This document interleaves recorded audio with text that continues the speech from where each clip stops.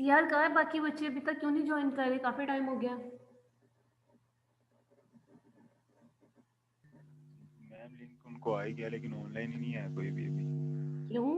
आज क्लास के टाइमिंग नहीं पता थी उन लोगों को? पता तो है मैम सबको ही।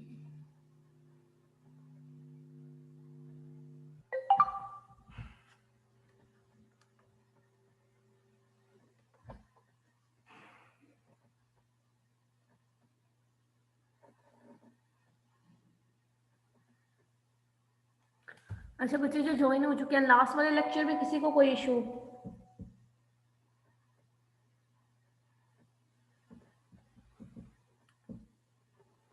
लास्ट वाले लेक्चर में किसी को कोई इशू? किसी को कोई प्रॉब्लम नहीं है?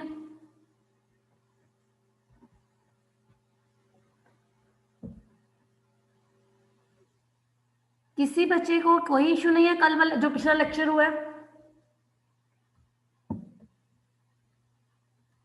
कि सब अभी तक सो रहे हो?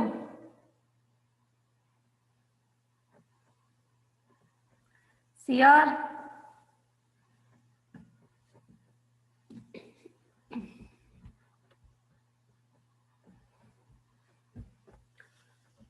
अच्छा बच्चे, अगर आप लोगों को कोई इशू नहीं है तो हम अपना आज वाला लेक्चर स्टार्ट करते हैं। जी मैम जी। कोई इशू नहीं है? No ma'am. Very good. अच्छा बच्चे, असाइनमेंट तो ऑब्वियसली 3 बॉयज ने दी थी और गर्ल्स की काफी गर्ल्स की आई हुई है। कोस्ट का मैंने आपको टॉपिक दिया था कि कोस्ट आप लोगों ने करके आना है, कोस्ट क्या होती है और टाइप्स वगैरह। उसमें किसी को कोई मुश्किल आई हो, कुछ चीज समझ ना आई हो? मैम टाइप्स तो काफी ज्यादा थी। तो आज हम डिस्कस करते हैं ना, काफी 10 ज्यादा से भी टाइप्स ज्यादा आ होती रही थी। है। हाँ, वो उसी को आज डिस्कस करना, हमारा टॉपिक भी कोस्ट का है आज। चले बच्चे, अपना हम स्टार्ट करते हैं लेक्चर, जो जैसे ज्वाइन होता जाएगा। जी मैम कर रहे हैं। हमने जो लास्ट किया था कंपोनेंट से स्टार्ट किया था मैनेजमेंट अकाउंटिंग के। सो किसी को कोई इशू नहीं है। और कन्वेंशंस पढ़ी थी हमने, अकाउंटिंग मैनेजमेंट अकाउंटिंग सिस्टम पढ़े थे, कन्वेंशनल सिस्टम पढ़ा था और एक हमने कंटेम्प्रेरी अप्रोच पढ़ी थी मैनेजमेंट अकाउंटिंग को डील करने की। आज के लेक्चर में हम कोस्ट को डिस्कस करेंगे कि कोस्ट क्या होती है और इतनी ज़्यादा इसको इम्पोर्टेंस क्यों दी जाती है। कोस्ट को बेसिकली दोनों अप्रोचेज में, चाहे वो कन्वेंशनल अप्रोच हो या कंटेम्प्रेरी अप्रोच हो, मैनेजमेंट अकाउंटिंग को डील करने की, दोनों में बहुत ज़्यादा इंपॉर्टेंस दी जाती है। बेसिक पर्पस क्यों है, इसको इतनी इंपॉर्टेंस क्यों दी जाती है? ताकि रिसोर्सेज को इफेक्टिवली मैनेज किया जा सके। चाहे वो कंटेम्प्रेरी सिस्टम है या कन्वेंशनल सिस्टम है, प्रोडक्ट की कॉस्ट हो चाहे वो डिपार्टमेंट की कॉस्ट हो, उसको प्रेफरेंस जाती है, ये कन्वेंशनल सिस्टम में किया जाता है। और कंटेम्प्रेरी सिस्टम में मोस्टली फोकस किस चीज़ पे होता है? हमने कहा प्रोडक्ट की कॉस्ट पे और डिपार्टमेंट की कॉस्ट पे तो फोकस कर रहे होते हैं, उसके अलावा वो एक्टिविटीज़ पे भी फोकस कर रहे होते हैं, ताकि resources actual actual cost find out की जा सके और डिफरेंस देखा जा सके कि एक्चुअल और बजटेड कॉस्ट में क्या डिफरेंस आ रहा है, तो उसके अकॉर्डिंगली वो उसको अपनी परफॉर्मेंस को बेटर कर सके, जो चेंज करना चाह रहे हैं वो चेंज लाया जा सके। फोकस करने की डिफरेंट रीजंस होती हैं। एक तो ये है कि मेन उन्होंने अकाउंटिंग पर फोकस से भी देखें तो हमने कहा मेन क्या होता है कि इन्वेंट्री कॉस्ट फाइंड आउट करनी होती है एक्सटर्नल पर्पस के लिए। देखो, जब हमने प्रॉफिट निकालना होता है, जो यूजर होते हैं फाइनेंशियल स्टेटमेंट के, उन्हें भी बताना होता है कि पर्टिकुलर प्रोडक्ट को बनाने के लिए कितनी कॉस्ट आई है, तो उसके लिए हम cost of good sold statement बनाते हैं, जो आपने फाइनेंशियल स्टेटमेंट में बनाई होगी। तो एक रीजन ये होती है कि एक्सटर्नल पर्पस के लिए फाइंड आउट करना है। और दूसरी रीजन क्या होती है कॉस्ट को फाइंड आउट करने की? हमने कहा कि कोई भी प्रोडक्ट बनानी हो, एक तो उसकी प्रोडक्शन कॉस्ट तो आती है जो उसको बनाने के लिए आती है, दूसरी कॉस्ट उसको एक्सटर्नल कॉस्ट कहते हैं। वो क्या होती है कि उस प्रोडक्ट को बनाने के अलावा उस पर जो रिसर्च की कॉस्ट आ गई, मार्केटिंग की आ गई, प्रोडक्ट को कस्टमर तक डिलीवर करने की कॉस्ट आ गई, वो भी फाइंड आउट करना जरूरी होता है, इसलिए कॉस्ट पे इतना ज्यादा फोकस किया जाता है।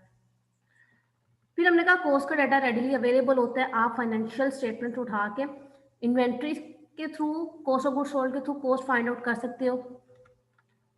और कॉस्ट में मोस्टली यही कंसिडर किया जाता है कि फाइनेंशियल, जैसे हमने कन्वेंशनल सिस्टम की बात की थी, हमने कहा ये फाइनेंशियल इंफॉर्मेशन पे फोकस करता है, ये नॉन फाइनेंशियल इंफॉर्मेशन को इग्नोर करता है, उसकी कॉस्ट को कंसिडर नहीं करता।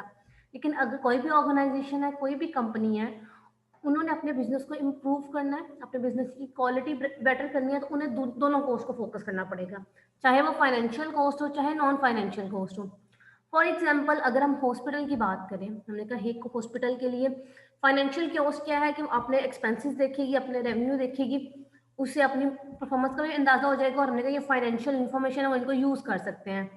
नॉन फाइनेंशियल इन्फॉर्मेशन उसके लिए क्या होंगी कि उसके कितने कस्टमर हैं हॉस्पिटल के, जो कितने पेशेंट हैं जो वेटिंग लिस्ट में बैठे हुए हैं, कितने हैं जिनको प्रॉपर ट्रीटमेंट नहीं मिल रहा, कितने हैं जिनको हॉस्पिटल से बहुत सी कंप्लेन है, तो वो अपने कंप्लेन बॉक्स में भी देखेंगे कि क्या सिचुएशन है हमारी, तो उसको देखते हुए अगर उन बेसिस पे वो अपनी इम्प्रूव करते हैं खुद को, तो हमने कहा वो नॉन फाइनेंशियल इन्फॉर्मेशन यूज करते हैं, और इन इन्फॉर्मेशन को बिजनेस यूज करता रहता है अपने बिजनेस को इम्प्रूव करने के लिए।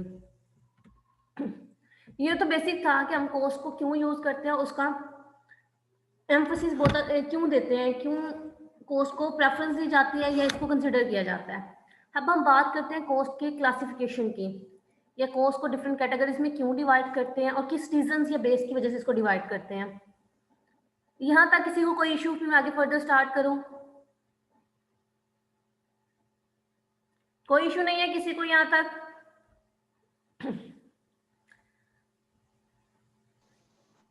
मैनेजमेंट अकाउंटिंग में कॉस्ट मोस्ट इंपॉर्टेंट कॉन्सेप्ट होता है।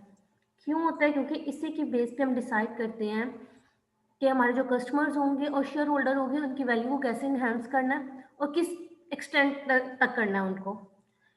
कॉस्ट को डिफरेंट कैटेगरीज में डिवाइड किया जाता है, डिफरेंट टाइप्स में डिवाइड किया जाता है। ये बेसिकली डिफरेंट टाइप्स में डिवाइड करने क्यों करते हैं? हमने कहा ये इन्फॉर्मेशन की बेस पे करते हैं कि जो मैनेजर्स होते हैं या मैनेजमेंट होती है उसको कॉस्ट से रिलेटेड कैसी इन्फॉर्मेशन रिक्वायर्ड होती है, उसी की बेस पे कैटेगरीज बनाई जाती हैं। यानी जो इन्फॉर्मेशन है, जो डाटा है कॉस्ट से रिलेटेड, उसको कैसे यूज करेंगे, बेसिकली उसकी बेस पे हम उसकी कैटेगरीज बना रहे होते हैं। जैसे फॉर एग्जाम्पल अगर हम बात करें कि मैनेजर ये चाह रहे हैं, ये देखना चाह रहे हैं कि वो कस्टमर की वैल्यू को या शेयर होल्डर की वैल्यू को कैसे इन्हांस कर सकते हैं, यानी उनका जो रिसोर्स उन्होंने यूज करना है वो कितने लेवल पे यूज करेंगे, कितना लेवल होगा उनका, या किस हद तक उन्हें रिसोर्स मेंटेन करना है। तो अगर फिर वो कॉस्ट को देखना चाह रहे हैं तो उससे रिलेटेड भी वो डिवाइड कर सकते हैं। या अगर वो ये फाइंड आउट करना चाह रहे हैं कि उन कौन सी प्रोडक्ट है जिसकी प्रॉफिटेबिलिटी ज्यादा आ रही है और कौन सी प्रोडक्ट है जिसकी प्रॉफिटेबिलिटी कम आ रही है, तो वो फिर क्या करेंगे, वो फिर भी कॉस्ट फाइंड आउट करेंगे। सपोज अगर वो 3 प्रोडक्ट बना रहे ए बी और सी, तो उनके अकॉर्डिंगली वो अपनी तीनों की कॉस्ट फाइंड आउट कर लेंगे, यानी अपनी अपनी इंफॉर्मेशन के जो इनको इंफॉर्मेशन रिक्वायर्ड है उसके अकॉर्डिंगली उसकी बेसिस पे ही कॉस्ट की कैटेगरीज बनाई जाती हैं। और फिर अगर हम बात करें, यानी कॉस्ट सेम ही है, जिसको जिस किस्म की इंफॉर्मेशन चाहिए उसके अकॉर्डिंगली कॉस्ट क्या करेंगे, वो टाइप बना लेंगे, कॉस्ट को डिवाइड कर देंगे। अगर किस प्लानिंग मैनेजर्स ने प्लान करनी है, अपनी फ्यूचर एक्टिविटीज को प्लान करना है, तो फिर भी उनको कॉस्ट की जरूरत पड़ेगी। कॉस्ट को वो कैसे यूज कर सकते हैं? अगर सपोज उन्होंने प्लान करना है कि हमने नेक्स्ट अपनी प्रोडक्ट की जो सप्लाई है उसको इंक्रीज करना है या प्रोडक्शन को इंक्रीज करना है, तो कितने रिसोर्स मजीद चाहिए होंगे, उनकी कॉस्ट फाइंड आउट करना। तो इस तरह से वो प्लानिंग पर्पज के लिए भी कॉस्ट को यूज कर सकते हैं। यानी कॉस्ट को डिफरेंट कैटेगरीज में आप डिवाइड कर सकते हो। सबसे पहले कॉस्ट क्या होती है इसको डिस्कस कर लेते हैं। यहां तक किसी को कोई इशू है? किसी को कोई इशू नहीं है यहां तक?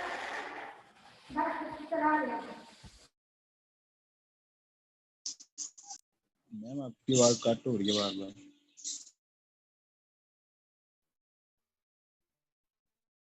किसी को कोई इशू नहीं है यहां तक? अच्छा, कॉस्ट आप लोगों की असाइनमेंट थी, पहले मुझे आप लोग बताएं कॉस्ट क्या होती है। सीआर, कॉस्ट क्या होती है? आप लोगों ने असाइनमेंट की है ना, कॉस्ट क्या होती है? एनीवन?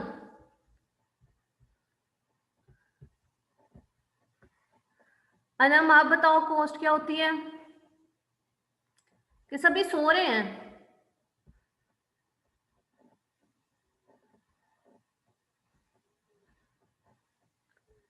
आमिर,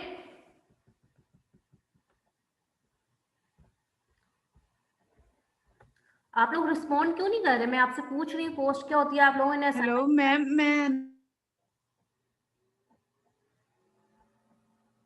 कोई भी रिस्पॉन्ड नहीं कर रहा।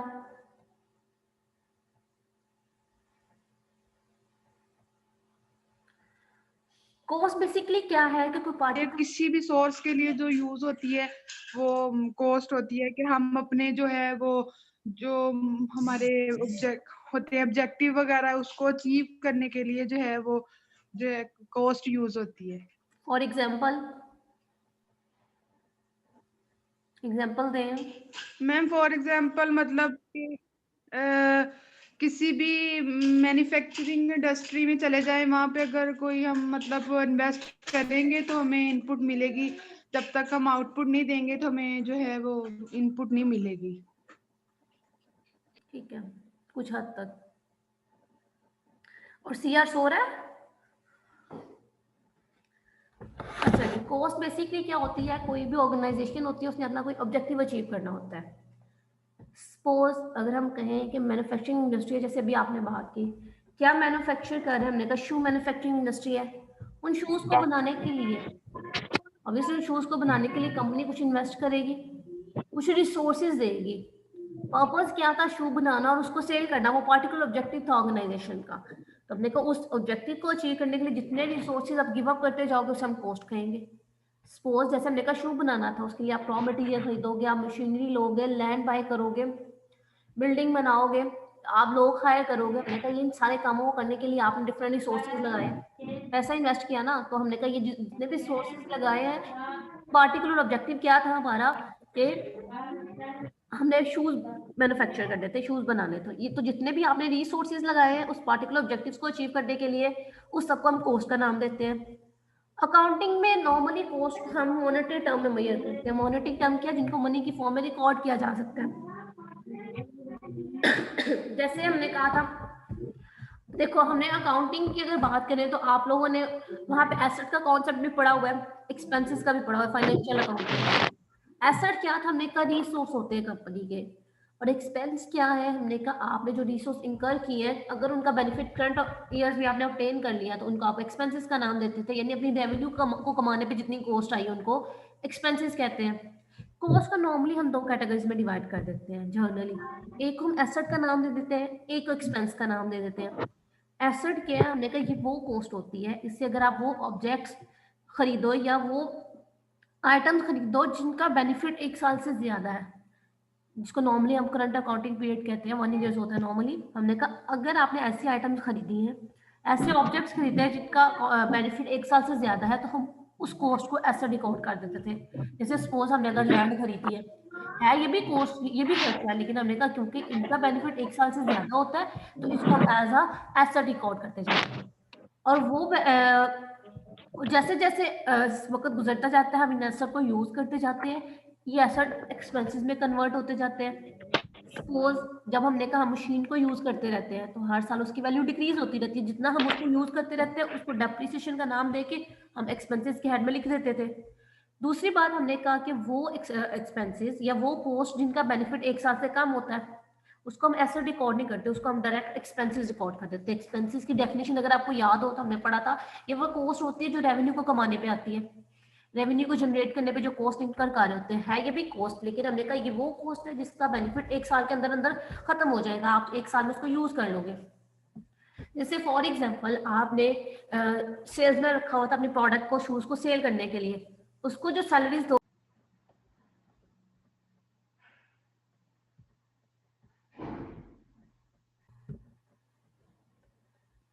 तो अगर जो उसको सैलरी आप पे कर रहे हो तो हमने कहा उसका बेनिफिट 1 साल के अंदर अंदर खत्म हो जाएगा, तो उसको एक्सपेंसेस के तौर पे रिकॉर्ड कर लेते हैं।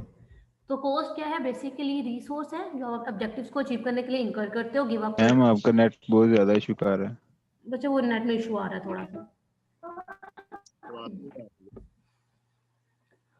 और कॉस्ट को हम दो कैटेगरीज में डिवाइड करते हैं, एक को हम एसेट्स कहते हैं और दूसरे को एक्सपेंसेस कहते हैं।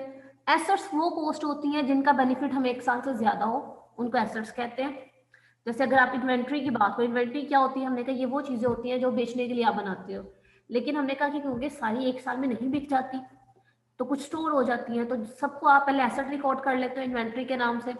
अब बैलेंस शीट में याद मैम होगा नेट ऑफ करके ऑन कर लें, बहुत ज्यादा इशू। बच्चे, बस सिग्नल प्रॉब्लम आ रही है, वेट करें थोड़ा सा भी सही हो जाता है। अब आ रही है आवाज के नहीं आ रही? मिस अभी आई है, फिर चली जाएगी। तो मौसम खराब है ना, तो इसी वजह से इशू हो रहा है।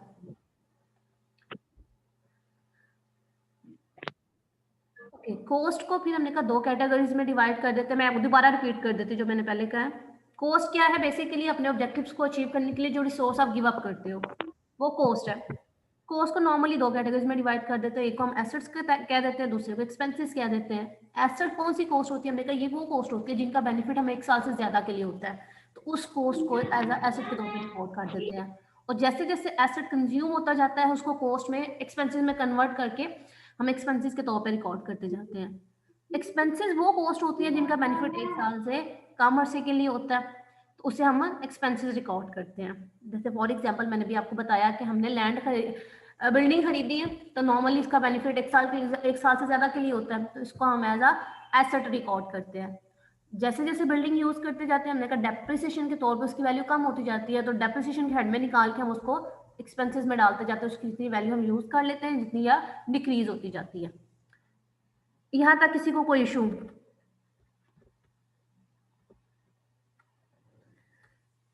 कॉस्ट की अगर कैटेगरीज की बात करें तो डिफरेंट बेसिस पे इसको क्लासिफाई किया जाता है, या डिफरेंट बेसिस पे इसको डिफरेंट टाइप्स में डिवाइड किया जाता है। सबसे पहले बिहेवियर की बेस पे इसको डिवाइड किया जाता है, ट्रेसेबिलिटी की बेस पे डिवाइड किया जाता है, कंट्रोलेबिलिटी की बेस पे इसको डिवाइड किया जाता है, वैल्यू चेन की बेस पे, मैन्युफैक्चरिंग कॉस्ट और टाइम ऑफ एक्सपेंसेस की बेस पे। वन बाय भाई आपको याद कर रहा है।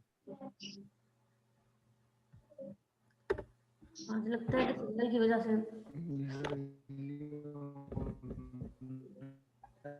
मैम बहुत ज्यादा आवाज कट हो रही है, समझ नहीं आ रही कुछ आपकी। वजह मौसम ही बहुत खराब है, इसी वजह से सिग्नल का बहुत इशू हो रहा है। इस आज रेस्ट कर लें थोड़ी सी। Very good. अच्छा, आप सही आ रही है आवाज, होप सो। अच्छा, हम कैटेगरीज की बात कर रहे थे, कॉस्ट की टाइप्स की। जैसे अभी सीआर कह रहा था कितनी ज्यादा टाइप्स हैं, तो नॉर्मली उसकी टाइप्स डिफरेंट बेसिस पे बनाई जाती हैं। किस बेस पे बनाई जाती है? जिस टाइप की इन्फॉर्मेशन रिक्वायर्ड होगी मैनेजर को, उसके अकॉर्डिंगली वो इसको टाइप्स के यूज कर लेते हैं, या उसकी बेसिस पे उसकी कैटेगरीज बना लेते हैं। अच्छा, सबसे पहले कॉस्ट को क्लासिफाई किया जाता है बिहेवियर की बेस पे। यानी जब अगर आपका बिजनेस का लेवल ऑफ एक्टिविटी चेंज हो, तो कॉस्ट कैसे बिहेव करती है, ये किन वेज में अफेक्ट होता है। लेवल ऑफ एक्टिविटी नॉर्मली क्या होता है कि जो ऑर्गेनाइजेशन काम परफॉर्म कर रही है या एक्टिविटीज परफॉर्म कर रही है, उसका लेवल क्या है। लेवल एक्टिविटी नॉर्मली आप क्या प्रोडक्ट किस लेवल पे बना रहे हो। सपोज कंपनी अगर शू बना रही है, तो हमने कहा एक माह में कितने शूज बनाती है, 1000 पेयर ऑफ शू बनाती है, तो इसका लेवल ऑफ एक्टिविटी है। कितने नॉर्मली ये क्वांटिटी होता है। मैम आपकी आवाज बहुत ज्यादा कट रही है बीच में ना। मुझे सिग्नल इशू बहुत ज्यादा है, इसीलिए कट रही है आज आवाज। मौसम बहुत खराब है ना, तो इसी वजह से सिग्नल इशू आ रहे हैं। लेवल ऑफ एक्टिविटी नॉर्मली क्या है कि जो काम परफॉर्म कर रही है ऑर्गेनाइजेशन, उसको हम लेवल ऑफ एक्टिविटी कहते हैं। सपोज अगर हम बात करें मैन्युफैक्चरिंग फर्म की, हमने कहा वो उनका काम क्या है, शू बनाते हैं, तो अगर हमने कहा वो एक दिन के या सपोज एक माह के 10,000 पेयर ऑफ शू बनाते हैं, तो ये उनका लेवल ऑफ एक्टिविटी है। नॉर्मली ये क्वांटिटी से रिलेटेड होता है, कंपनी कितनी क्वांटिटी प्रोड्यूस कर रही है, उसको हम लेवल ऑफ एक्टिविटी कहते हैं। या इसको आप आवर्स में वर्क कर सकते हैं कि कंपनी 8 घंटे काम करते हैं वहां पे वर्कर, तो ये भी उनका लेवल ऑफ एक्टिविटी। आप इसको आवर्स में मेजर कर लो, आप इसे क्वांटिटी में मेजर कर लो, आपने जितने यूनिट प्रोड्यूस किया उनमें मेजर कर लो, या किलोमीटर में मेजर कर लो, तो उसको हम लेवल ऑफ एक्टिविटी कहते हैं। यानी ऑर्गेनाइजेशन जितना काम परफॉर्म कर रही है, चाहे क्वांटिटी के रेफरेंस से मेजर कर लें आप लोग उसे, चाहे जितने घंटे वो काम कर रही है उसके अकॉर्डिंगली मेजर कर लें, तो ये उसको हम लेवल ऑफ एक्टिविटी कहते हैं। अब जब लेवल ऑफ एक्टिविटी चेंज होता है, तो क्या कॉस्ट चेंज होती है?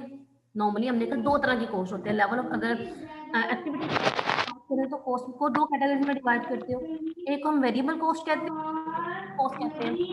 वेरिएबल कॉस्ट है, हमने कहा होती है लेवल ऑफ एक्टिविटी से, यानी जब आपकी लेवल ऑफ एक्टिविटी चेंज होगा, आपकी वेरिएबल कॉस्ट भी चेंज हो जाएगी। फॉर एग्जाम्पल, जैसे हमने कहा कि अगर आप ज्यादा चीजें बनाओगे, अगर पहले आप 1000 पेयर ऑफ शूज बना रहे थे अब अगर 1100 पेयर ऑफ शूज बनाओगे यानी आपका लेवल ऑफ एक्टिविटी चेंज हो गया, बढ़ गया, तो जो इलेक्ट्रिसिटी का बिल होगा क्या वो इंक्रीज करेगा, डिक्रीज करेगा? ऑब्वियसली अगर ज्यादा चीजें बनाओगे तो वो इंक्रीज कर जाएगा। जो इलेक्ट्रिसिटी है वो क्या है, वो वेरिएबल कॉस्ट है, यानी आपका लेवल ऑफ एक्टिविटी चेंज हुआ, उसके साथ आपकी कॉस्ट भी चेंज हो गई। तो लेवल ऑफ एक्टिविटीज के चेंज होने से अगर कॉस्ट चेंज हो रही है तो उसे वेरिएबल कॉस्ट कहेंगे उस कॉस्ट को।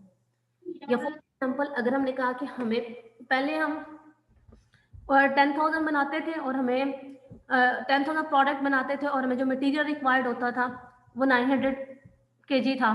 अब हमने 1200 बनानी है और हमें जो मटेरियल रिक्वायर्ड है वो 1000 kg है। तो अब हमने कहा कि जो मटेरियल भी है वो भी क्या है, वेरिएबल कॉस्ट, क्योंकि आपने अपना लेवल ऑफ एक्टिविटी इनहेंस किया, आपकी कॉस्ट भी इंक्रीज करेगी। यानी वेरिएबल कॉस्ट क्या होती है, वो कॉस्ट जो लेवल ऑफ एक्टिविटी से डायरेक्ट रिलेट कर रही हो। आपका लेवल ऑफ एक्टिविटी चेंज हो, आपकी कॉस्ट भी चेंज हो जाए। फिक्स कॉस्ट क्या है, हमने कहा ये लेवल ऑफ एक्टिविटी से रिलेट नहीं करती है।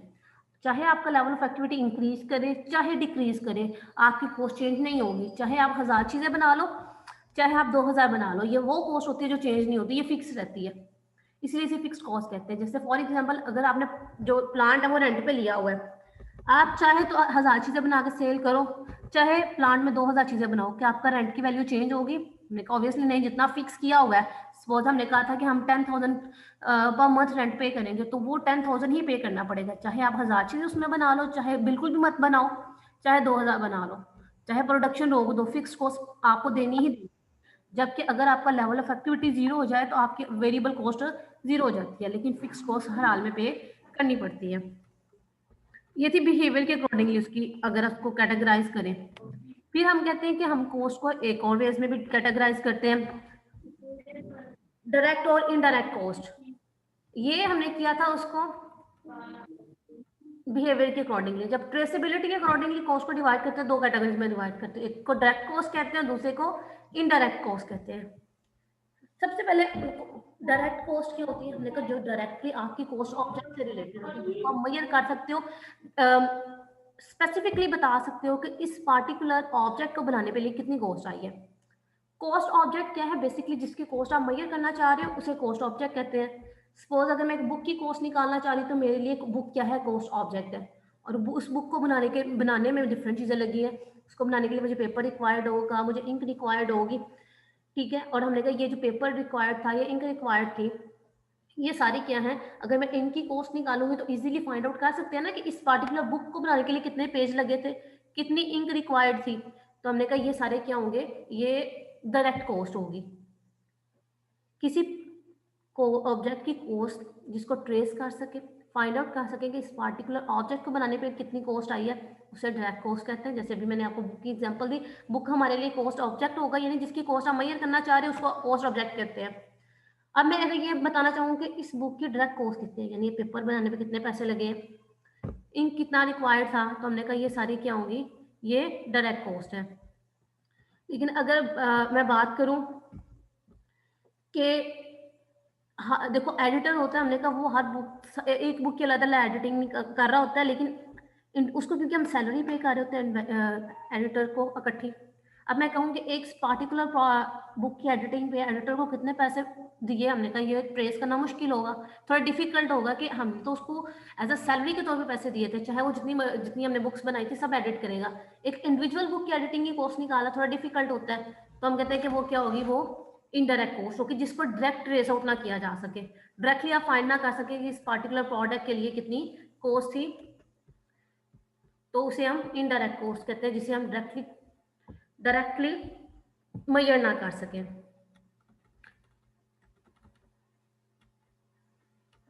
फिर हमारे पास आती है जब कॉस्ट को डिवाइड करते हैं कंट्रोलेबिलिटी के रेफरेंस से। कंट्रोलेबिलिटी क्या है, नॉर्मली जब हम किसी मैनेजर की परफॉर्मेंस को एवेल्युएट करना चाह रहे होते हैं, मेजर करना चाह रहे होते हैं, तो अच्छा परफॉर्म कर रहा है कि नहीं कर रहा, तो कॉस्ट को हम दो वेज में डिवाइड करते हैं, एक कंट्रोलेबल और अनकंट्रोलेबल।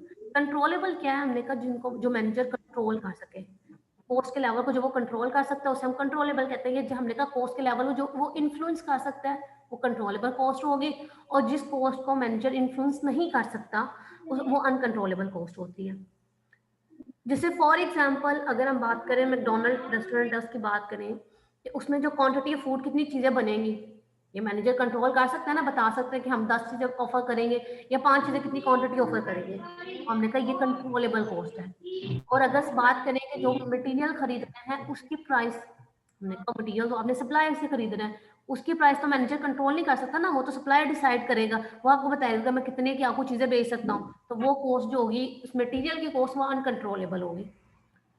जब भी किसी मैनेजर की परफॉर्मेंस को मेजर किया जाता है तो हम कंट्रोलेबल कॉस्ट देख रहे होते हैं कि आइदर जो कॉस्ट थी कंट्रोलेबल थी, जो उसको मैनेजर इन्फ्लुएंस कर रहा था, क्या उसने उसको सिग्निफिकेंटली इन्फ्लुएंस किया है या कंट्रोल करने की कोशिश की है कि नहीं, कि उसकी बेस पे उसकी परफॉर्मेंस को मेजर किया जाता है। ये डिफरेंट एग्जांपल्स है। जैसे सपोज उसने कहा था raw material produce a circuit board in HP factory, तो हमने कहा सुपरवाइजर अगर मैं ये कहना चाह रहे हैं क्या वो उसको कंट्रोल कर सकता है, तो हमने कहा ये कॉस्ट कंट्रोलेबल क्या, सिर्फ उसकी क्वांटिटी कंट्रोल कर सकता है लेकिन रॉ मटेरियल की प्राइस को कंट्रोल नहीं कर सकता, जो सप्लाई डिसाइड करेगा। तो डिफरेंट, एक तो कॉस्ट कंट्रोलेबल है कि नहीं है, तो पहले हम देखते हैं किस पोजीशन के लिए कंट्रोल कर रहे हैं, क्या मैनेजर उस पार्टिकुलर से रिलेटेड था कि नहीं था, उसके अकॉर्डिंगली, और आइदर उसने उसको प्रॉपरली मेजर किया है कि नहीं किया है। फिर कॉस्ट को डिवाइड किया जाता है वैल्यू चेन की बेसिस पे, भी कॉस्ट को डिफरेंट कैटेगरीज में डिवाइड किया जाता है। वैल्यू चेन क्या है, बच्चों देखो बिजनेस डिफरेंट एक्टिविटीज परफॉर्म करता है, या तो कुछ चीजें मैन्युफैक्चरिंग कर रहा होगा, या क्या होगा किसी से बनी बनाई चीजें उठाएगा आगे सेल कर देगा। जब वो कुछ चीजें मैन्युफैक्चर कर रहा है तो पूरा प्रोसेस क्या है, वो रॉ मटेरियल परचेज करेगा, लेबर हायर करेगा, प्रोडक्शन होगी, फिर वो होलसेलर या रिटेलर को देगा और फिर वो कस्टमर तक पहुंचेंगे, यानी एक पूरा प्रोसेस होगा। या अगर बनी बनाई चीजें भी उठा रहा है तो हमने कहा पहले ट्रेडिंग होगी, वो चीजें उनको बाय करेगा, लेगा, फिर उसमें अगर वैल्यू एडिशन करनी है तो वैल्यू एडिशन करेगा, फिर आगे खुद सेल करना चाह रहा है कस्टमर तो खुद सेल करेगा, वरना होलसेलर या रिटेलर को इन्वॉल्व करेगा। यानी डिफरेंट एक्टिविटीज कोई भी बिजनेस जो परफॉर्म करता है, जब हम उन्हें एक लाइन में ड्रॉ करते हैं, एरो से कनेक्ट करते हैं, तो उसे वैल्यू चेन कहते हैं। इसको अगर डिफाइन करें तो हमने कहा वो तमाम एक्टिविटीज जो रॉ मटेरियल को एक्वायर करने से लेकर गुड्स या सर्विसेज को कस्टमर तक पहुंचाने में जितनी भी एक्टिविटीज इन्वॉल्व होती है उन सबको हम वैल्यू चेन कहते हैं, उन तमाम सेट ऑफ एक्टिविटीज को। और ये तमाम एक्टिविटी एक दूसरे से लिंक होती हैं। जैसे हमने कहा रॉ मटेरियल परचेज करना, लेबर हायर करना, प्रोडक्शन के प्रोसेस में जाना, गुड्स प्रोड्यूस होगी उसके बाद रिटेलर को देना, होलसेलर को देना, वो रिटेलर को देगा, फिर कंज्यूमर को देगा। ये सारी एक्टिविटीज आपस में लिंक होती हैं, भाई कि एरो से शो कर सकते हो, तो इन सारी एक्टिविटीज को हम वैल्यू चेन कहते हैं। जब बिजनेस ये सारी एक्टिविटीज परफॉर्म करता है डिफरेंट तरह की कॉस्ट आती है। वैल्यू चेन की बेसिस पे 3 कैटेगरीज में कॉस्ट को डिवाइड करते हो, एक को हम अपस्ट्रीम कहते हैं, एक को डाउनस्ट्रीम कहते हैं, एक को मैन्युफैक्चरिंग कॉस्ट कहते हैं। सबसे पहले बात करते हैं अपस्ट्रीम कॉस्ट। कोई भी प्रोडक्ट बनाने से पहले उस पर रिसर्च की जाती है, पहले उसके सैंपल्स बनाए जाते हैं, तो वो सारी जो कॉस्ट आती है उसे अपस्ट्रीम कॉस्ट कहते हैं। कंपनी या फैक्ट्री कोई भी प्रोडक्ट अगर बनाने लगती है, सपोज अगर उन्होंने लेज का नया फ्लेवर इंट्रोड्यूस कराना है तो डायरेक्ट प्रोडक्शन में नहीं चले जाते, पहले रिसर्च करेंगे कि कौन सा जो टेस्ट है वो लोगों को, पार्टिकुलर एरिया के लोगों को अच्छा लगता है या यहाँ के लोगों को क्या टेस्ट पसंद है। सपोज अगर पाकिस्तान की बात करें, यहाँ पे चीज़ फ्लेवर बड़ा अच्छा चलेगा, लेकिन वो सिर्फ अपनी प्रिसेप्शन की बेस से प्रोडक्शन में नहीं चले जाएंगे, पहले रिसर्च करेंगे, डिफरेंट वो उसके लिए क्वेश्चन यूज कर सकते हैं, इंटरव्यू कंडक्ट कर सकते हैं डिफरेंट लोगों के साथ, वो देखेंगे कि पूछेंगे लोगों के साथ कि अगर ये पार्टिकुलर फ्लेवर आएगा कि आपको अच्छा लगेगा कि नहीं लगेगा। रिसर्च में काफी ज्यादा एक्सपेंसिव या कॉस्ट इनकर हो जाती है। फिर लेबोरेटरीज में वो जो पार्टिकुलर उन्होंने, हमने जैसे लेस की बात करें, हमने कहा कि चीज फ्लेवर बड़ा बड़ा चलेगा, बड़ा अच्छा होगा, यहाँ पे लोगों से उन्होंने ले लिया, डाटा ले लिया, लोगों ने कहा जी हम यहाँ पे लोगों ने डाटा जब लोगों से लिया, इंटरव्यू कंडक्ट किए या क्वेश्चन फिल कराए, तो उन्हें पता चला जी हाँ यहाँ के लोगों का ये टेस्ट या फ्लेवर अच्छा लगेगा, तो उसकी बेसिस पे उन्होंने लेबोरेटरी में गए, उन्होंने सैंपल्स बना लिए, प्रोडक्शन में नहीं गए, कुछ सैंपल्स बना लिए, पहले हम लेस का ये फ्लेवर बनाते हैं, लोगों को टेस्ट कराते हैं, हमने कहा उन्हें प्रोटोटाइप्स कहते हैं, जो नहीं जो सैंपल्स के तौर पे आप बनाते हो, फिर सैंपल्स बना लिए, सैंपल को लोगों को फ्री सैंपल्स दिए, डिस्ट्रीब्यूट किए, लोगों को टेस्टिंग कराई कि क्या ये पार्टिकुलर फ्लेवर अब हमने बना लिया, आप देखो उसका जायका कैसे, आपको अच्छा लगता है कि नहीं लगता।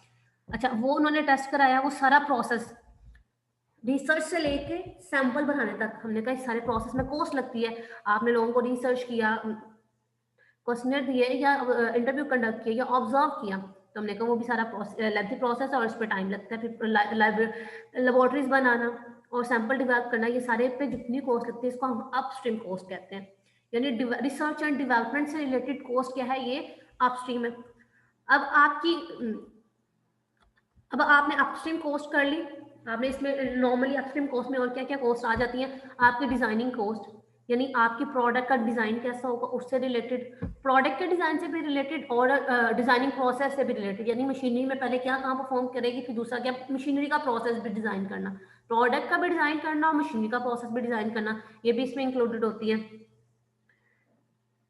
फिर हमने कहा इसमें सप्लाई कॉस्ट में इंक्लूडेड होती है, वो भी सारा इसमें एनालाइज किया जाता है कि कौन सा पार्ट आप कहाँ से लोगे, क्या सारी चीज़ें खुद ही मैन्युफैक्चर करोगे या कुछ चीज़ें आउटसोर्स करोगे, आउटसोर्स का क्या पर्पस, आप खुद नहीं बना रहे, बाहर कहीं से लोगों से अरेंज कर रहे हो, तो वो सारी इसमें अपस्ट्रीम कॉस्ट में आ जाती हैं।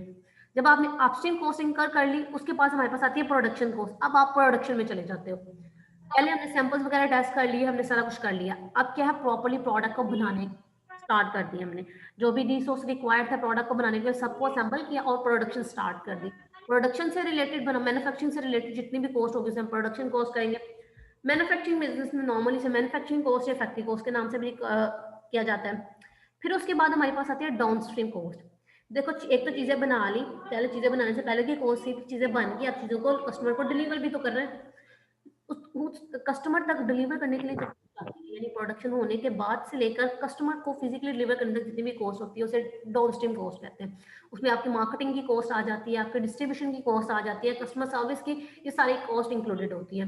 मार्केटिंग में क्या आ जाएगी, आपके जो सेल्समैन है उनकी कॉस्ट आ जाएगी, उनकी सैलरीज आ गई, कमीशन आ गई, वो सारी इसमें आ जाएगी। आपने अगर कोई टीवी पे एडवर्टाइजमेंट दिया है या न्यूज़पेपर में एडवर्टाइजमेंट दिया अपने पार्टिकुलर प्रोडक्ट के बारे में, वो मार्केटिंग में सारी कॉस्ट आ जाएगी।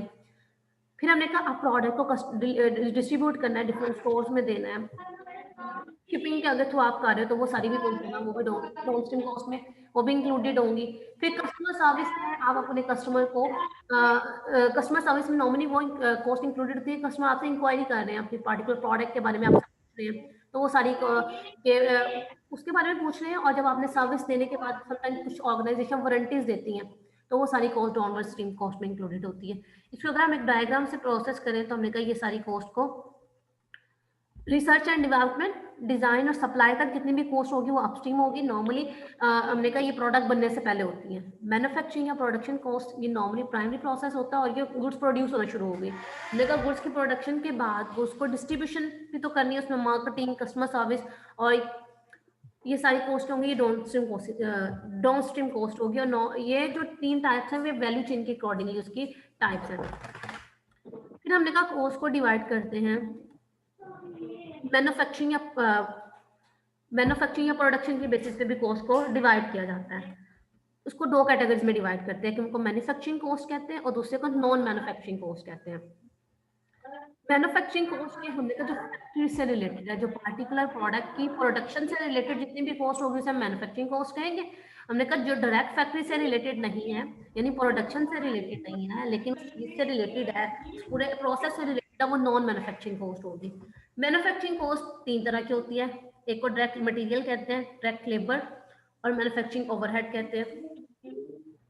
सबसे पहले बात करते हैं डायरेक्ट मटेरियल। डायरेक्ट मटेरियल क्या है कि पार्टिकुलर प्रोडक्ट या सर्विस प्रोवाइड करने में जितने भी जो मटेरियल था वो सारा डायरेक्ट मटेरियल, उससे रिलेटेड जितनी भी कॉस्ट होगी वो सारी डायरेक्ट मटेरियल। जैसे फॉर एग्जांपल हमने कहा कि अगर बुक इशू करनी है तो बुक से रिलेटेड क्या क्या चीजें चाहिए, हमें पेपर चाहिए, हमें इंक चाहिए, तो ये सारी इससे रिलेटेड जितनी भी कॉस्ट होगी वो, क्योंकि इस पार्टिकुलर प्रोडक्ट बुक को बनाने के लिए सारी कॉस्ट रिक्वायर्ड थी, तो वो सारी उसे हम डायरेक्ट मटेरियल का नाम देंगे। फिर हमारे पास आएगी डायरेक्ट लेबर। डायरेक्ट लेबर क्या, हमने कहा सपोज अगर ये बुक बनानी थी तो जितने भी लोग हायर किए उनको वेजेस या सैलरी जो पे की हैं जो इस पार्टिकुलर बुक को बनाने के रिलेटेड थे, वो सारी क्या होगी, वो डायरेक्ट लेबर कॉस्ट होगी। वो कॉस्ट जो उन लोगों को पे करे जो पार्टिकुलर प्रोडक्ट की प्रोडक्शन से रिलेटेड है के लिए काम कर रहे हैं, वो क्या होगी, डायरेक्ट लेबर कॉस्ट। फिर हमारे पास आता है मैन्युफैक्चरिंग ओवरहेड। हमने कहा ये इसमें नॉर्मली वो कॉस्ट इंक्लूडेड होती है जो ना तो डायरेक्ट मटेरियल में आती है ना ही डायरेक्ट लेबर में आती है, लेकिन हमने कहा क्योंकि वो मैन्युफैक्चरिंग के लिए जरूरी होती है तो उसे हम मैन्युफैक्चरिंग इनडायरेक्ट मटेरियल या इनडायरेक्ट लेबर कॉस्ट भी कहते हैं।